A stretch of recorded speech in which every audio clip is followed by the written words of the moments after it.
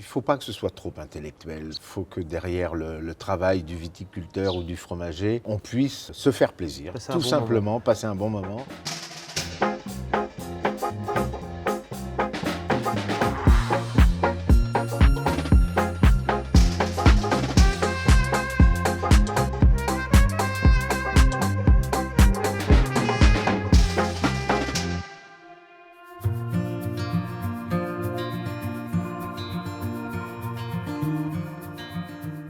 Bonjour Eric, merci de nous Benjamin. accueillir ici à Paris. On est ravis d'être là et on est ici pour parler de la meilleure façon d'accorder champagne et fromage. On imagine qu'il y a une infinité de possibilités. Et comment on fait, comment vous faites pour accorder champagne et fromage? En général, je préfère d'abord goûter le vin et ensuite me dire, selon mes impressions, ça va matcher avec tel ou tel fromage. Voilà. Je propose que, si vous le voulez, on fait la même chose et je vous dirige vers un fromage. Ok, et alors comment on sait qu'on a trouvé l'accord parfait, qu'on a fait l'accord parfait? Comment est-ce qu'il y a un moment, il y a un petit signal, on se dit ah ça y est, on y est? C'est le palais qui parle.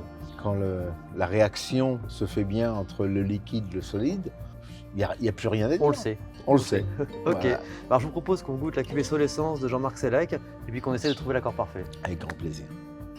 Alors Eric, je vous ai ramené cette cuvée, c'est Solescence. C'est une cuvée qui est élaborée par Jean-Marc Sellec. Jean-Marc Sellec, c'est un vigneron qui est installé à Pierry, qui est un vigneron fantastique, qui fait des assemblages très précis. C'est vraiment quelqu'un de méticuleux, de précis, qui donne des choses très nettes.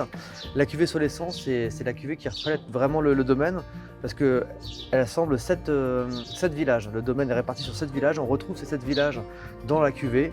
C'est des parcelles qui sont réparties sur les côtes au sud d'Épernay. Donc on est à cheval entre la vallée de la Marne et la côte des Blancs. Et c'est un assemblage qui est très majoritairement axé sur le chardonnay et le pinot meunier. On a des chardonnays qui sont un peu particuliers, c'est des chardonnays qui sont sur des sols un peu profonds, donc ça te donne des chardonnays un peu riches, charnus. Et puis de l'autre côté, on a des pinots meuniers plus sur la craie, donc des pinots meuniers un peu plus tendus, un peu plus fruités, un peu plus fins. Et au final, on a un assemblage qui est assez complet, qui répond à beaucoup de critères qu'on aime en champagne. C'est-à-dire on a la tension, on a la salinité, on a quand même la gourmandise, on a le fruit. Et ça donne un champagne un petit peu passe-partout, caméléon, qui s'adapte aussi bien à l'apéritif que sur des accords. Et l'idée, c'est justement de trouver un bel accord avec du fromage. Et on va pouvoir goûter ça ensemble et découvrir si on trouve l'accord parfait. Allons-y. Allons-y. Alors Eric, quel pourrait être l'accord parfait avec la cuvée Solescence? Direct, je pense à un fromage un petit peu gras en bouche, au palais, une pâte molle bien crémeuse, croûte lavée plus que croûte fleurie, et un minster peut-être un peu trop fort, et poisse aussi, donc j'irai plus sur un sous-maintrin. Ok. Sous-maintrin, fromage de Lyon et de ses alentours, il y en a fabriqué en Côte d'Or également. De quoi être relevé par la bulle du champagne. Ça viendrait s'équilibrer. Un bel équilibre. Je pense que ça va marcher. Eh ben, on a hâte d'essayer.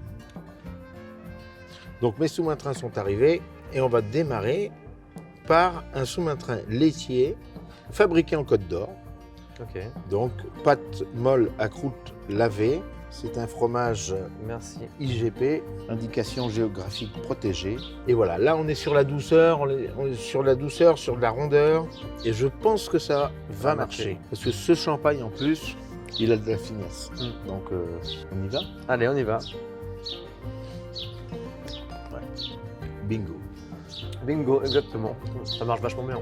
Ouais. Il n'y en a pas un qui prend le dessus sur l'autre. Les deux s'équilibrent, la fraîcheur, la minéralité est là. Le gras évidemment du fromage vient enrober. Voilà. Donc sur le palais c'est magnifique. Ouais. On y est. Super.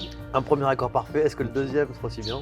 Donc le deuxième sous-maintrin, fabriqué dans Lyon, sous-maintrin fermier, Ok. affiné par Pascal Leroux. On est sur un fromage un peu plus artisanal, avec peut-être un peu plus de caractère. Voilà. Ok. On y Allez, va? on y va. C'est parti. On sent le côté fermier derrière. Moi, le caractère est plus présent. Exactement. Je trouve qu'on sent très fort le fromage au départ et qu'à la fin, Ça s'équilibre, ça on vient. retrouve le champagne et puis on a un petit mélange des deux. C'est joli aussi. C'est joli aussi. Ouais, c'est joli aussi. Bah, deux beaux accords parfaits. Merci Eric. Et voilà.